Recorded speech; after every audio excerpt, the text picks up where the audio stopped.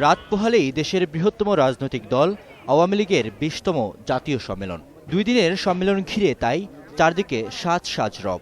এখন চলছে শেষ সময়ের প্রস্তুতি।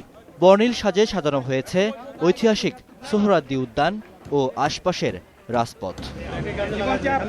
সম্মেলন ঘিরে নেওয়া হয়েছে বাড়তি নিরাপত্তা। এই কাউন্সিলের নিরাপত্তার জন্যে পুরো ঢাকা মহানগর জুড়ে সুদৃঢ়, নিরবিচ্ছিন্ন, সমন্বিত নিরাপত্তা ব্যবস্থা গ্রহণ করা হবে।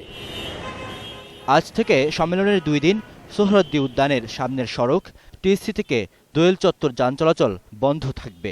নিয়ন্ত্রণ করা হবে ঢাকার আরও বেশ কয়েকটি সড়কে যান চলাচল। যে কোনো এক জায়গা থেকে নেমে রাইট টার্ন করে ঢাকা বিশ্ববিদ্যালয়ে ঢোকার সুন্দর ব্যবস্থা থাকবে এবং আমাদের মূল পার্কিংটা থাকবে ঢাকা বিশ্ববিদ্যালয়ের জিমনেশিয়াম এবং রেজিস্ট্রার বিল্ডিং এর মাঠ। সম্মেলন উপলক্ষে রাজশাহী, খুলনা ও রংপুর বিভাগের কাউন্সিল ও ডেলিগেটদের গাড়িগুলো গাবতলী, মিরপুর ও মোহাম্মদপুর হয়ে আসবে ঢাকা বিশ্ববিদ্যালয়ের খেলার মাঠে। ময়মনসিংহ, গাজীপুর, টাঙ্গাইল অঞ্চলের গাড়ি মহাখালী, মগবাজার রমনা হয়ে দোয়েল চত্বর ক্রসিং দিয়ে আসবে।